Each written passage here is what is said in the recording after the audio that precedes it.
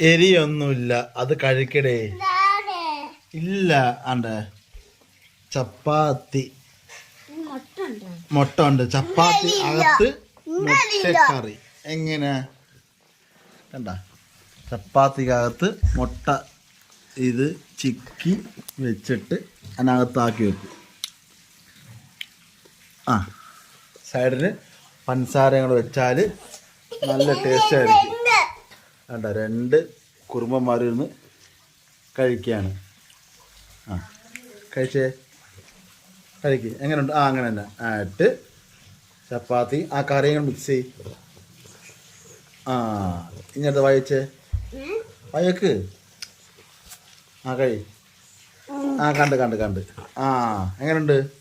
കൊള്ളാം, സൂപ്പറല്ലേ? ആ അടുത്ത് ആ കഴിച്ചേ. നിനക്ക് എരി